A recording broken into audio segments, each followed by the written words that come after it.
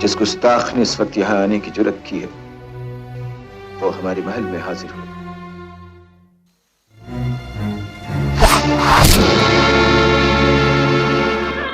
Cinema के दिग्गज कलाकार दिलीप कुमार का 98 वर्ष की उम्र में निधन हो गया है। वह पिछले कुछ समय से बीमार चल रहे थे। उनका निधन मुंबई के हिंदुजा अस्पताल में हुआ है। उनका करियर शानदार रहा है और एक्टिंग के मोर्चे पर वह बॉलीवुड के दिग्गज कलाकार रहे हैं। नगर वासियों,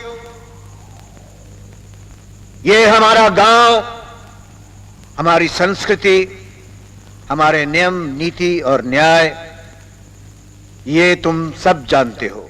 इस जुमले से साबित होता है कि जमीन सिर्फ मेला करने के लिए रखी गई है। जिस तरह हॉकी या फुटबॉल की जमीन सिर्फ खेलने के लिए होती है और घास की वजह से खेल नहीं रोका जा सकता। ये मेरा बिल है, हो सके तो जल्दी चुका दीजिएगा।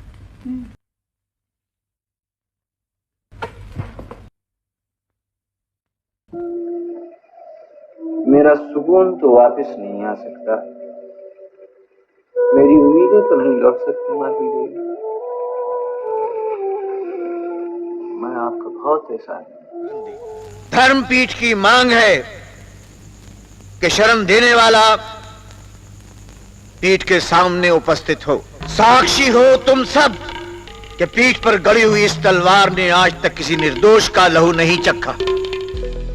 लेकिन यह सफर बहुत ही अनोखे ढंग से शुरू हुआ। बात 1944 की है। उन दिनों बॉम्बे टॉकीज स्टूडियो का अपना जलवा हुआ करता था, लेकिन बॉम्बे टॉकीज को एक नए हीरो की तलाश थी। स्टूडियो की मालकिन देविका रानी थी। इसी सब जद्दोजहद के बीच एक दिन वे बाजार में खरीदारी के लिए गई। उनका इरादा खरीदारी का ही था, लेकिन दिमाग में अपने नए हीरो की तलाश की चाहत भी बसी हुई थी। खरीदारी के दौरान वे एक फलों की दुकान पर गई। उस दुकान पर मौजूद युवा उनकी पारखी नजरों को भा गया। इसे किस्मत कहें या इत्तेफाक, वह युवा सिर्फ इसलिए दुकान में था कि उसके पिता बीमार थे। देविका को उसका चेहरा एक्टिंग के माकूल लगा और आंखों में कशिश दिखी, जो किसी सुपरस्टार के लिए जरूरी चीजें थी। देविका ने उन्हें अपना विजिटिंग कार्ड दिया और कहा कि कभी स्टूडियो में आकर मिलना। लेकिन आपको ये सब बातें कैसे मालूम हुई?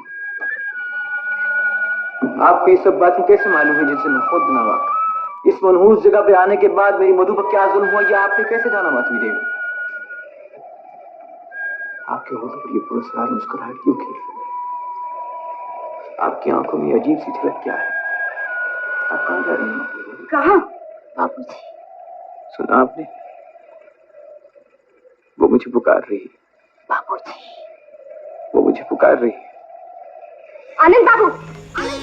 क्या तुम लोगों को यह कभी विचार नहीं आया कि ये चारों ओर फैली हुई धरती, इस पर रहने वाले लोगों की केवल एक ही जात है, मनुष्य जात।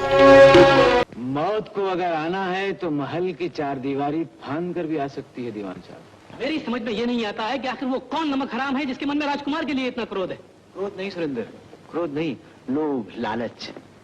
और मैं उस पापी को अच्छी तरह जानता भी हूँ। होठ सिले हुए हैं चाची। ये भी कोई हंसी खेल की बात है? पिताजी आप इन्हें समझाते क्यों नहीं? उल्टी बात। कौन किसको क्या समझा रहा? राजकुमार, तुम्हारा ये बचपना हमको पसंद नहीं। वो जगह मेरे घर से इतनी दूर है कि तुम्हारा वहां आना मुश्किल होता। विजय, जो भी हो, अब भी तुम मेरे अपने बेटे हो। मैं नहीं चाहता कि तुम्हारा अंजाम भी वही हो जो देखो, अब भी वक्त है। अपने आप को कानून के हवाले कर दो। आज मैं एक बाप की हैसियत से तुम्हें समझा रहा हूं, कल एक पुलिस अफसर की हैसियत से मैं तुम्हारे साथ न कोई रियायत कर सकूंगा, न हमदर्दी। अगली बार तुम्हें नाम के दिलीप कुमार बनने का सफर जल्द ही स्टूडियो पहुंच गया।